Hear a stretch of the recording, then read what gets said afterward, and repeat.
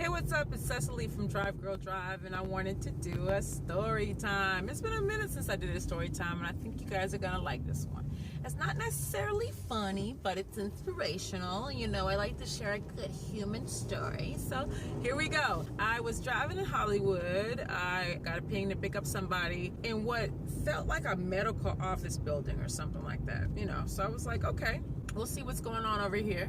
A young lady comes out. She's cute. She's young. She kind of has like this alternative goth vibe, but you know, I'm here for it. So I'm like, okay, I like your style. So she gets into the car. I'm like, okay, so where are you?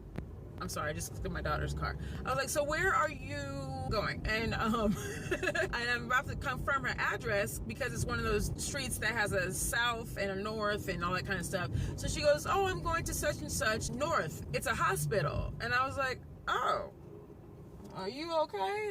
You ain't gonna die in the backseat of my car, are you? And she's like, no, I'm fine. I'm fine. So I was like, okay, cool. Just gotta ask. The sense of urgency. Could you have called 911 or Uber? I don't know. We're driving along, and she's asking me about myself and what I do. And so I told her what I do for a living, and I also said, you know what? And I also have a passion for stand-up. And she's like, wow, that's crazy because my roommates are comedians too. So I was like, oh, that's cool. You know, she's telling me about their act, and she's kind of giving her own opinion of what they should do better. And in the midst of this, I noticed she's got this dry humor. She's very quirky and witty and very fast. And I'm like, you know what? Have you ever thought about doing stand-up? Because you're hilarious. And she's like, yeah. She goes, I thought about it, but you know, I just think stand-up is something that happy people should do. And I'm like, happy people? Like, I know a lot of like messed up, mean, crazy comedians, so me included. It's not a thing for just happy people. I think you have to be a special kind of person to want to entertain people and make people happy, but you don't have to be a happy person to be a comedian. And so she kind of laughs or whatever. And so I said, well, what are you doing? And she said she moved out here to be an actress. She met this guy, and he's a musician, and he knew a lot of people. He's handsome, he's charismatic, and they moved in really fast. She said that her whole world became him because for the most part, like, he was her world. He was her access to Hollywood, friends, money at times. Like, he kind of became her everything.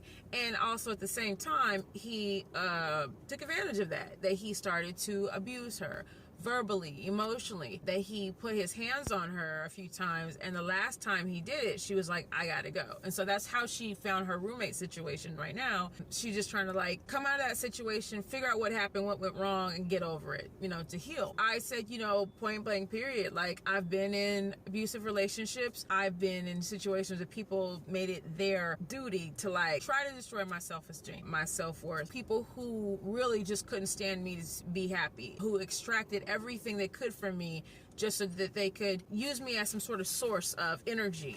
People who really didn't have my best interests at heart. And mind you, I'm a mother, and I've been a mom since I was 20 years old. For someone to want that for you, that's not love, and this is not a person you need in your life. So I was like, don't ever be ashamed of having this experience, because your life is gonna be so much better knowing what types of people to avoid moving forward. You're learning this at a young age, and if you survive all of this, like, things are gonna be so great for you. And she starts to cry. And I'm like, do you want me to pull over? Like, did I say something wrong? And she's like, no, I just haven't had anyone talk to me like this, and I appreciate everything you're telling me. And I was like, well, yeah. And so then she goes on further to say that she had been dealing with depression, and the reason she was going to the hospital is because she was feeling suicidal.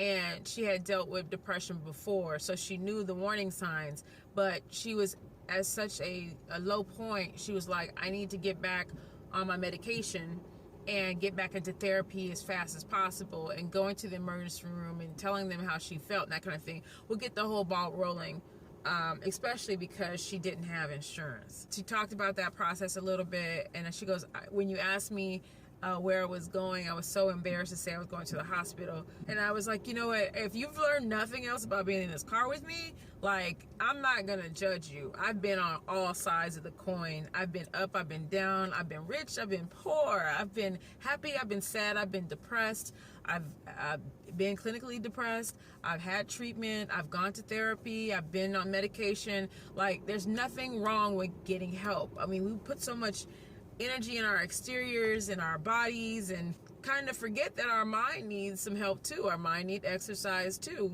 Sometimes there are chemical imbalances. Sometimes life just gets freaking hard for everybody. Hell, it gets hard for my enemies too, and I wish you well. I do. Yeah, it was just really cool to connect with her and to make her feel better about that. I was like, we need to stay cool. Like, I want you to check in with me like once a month.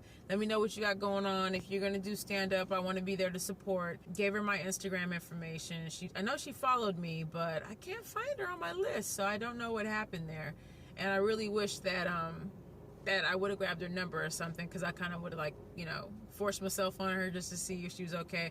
But sometimes there are people who come into our life just to be there for a moment, you know, a season or whatever, just to offer some encouragement for us to, just to, like, you know, just to love on them, or just to, like, listen to them without judgment, that sort of thing. So yeah, not a funny story, but like definitely a human interest story. You will find that in doing this job, if you're working with people, just like in any service job, especially when you're exposed to the general public or people for a long period of time, that people are going through things.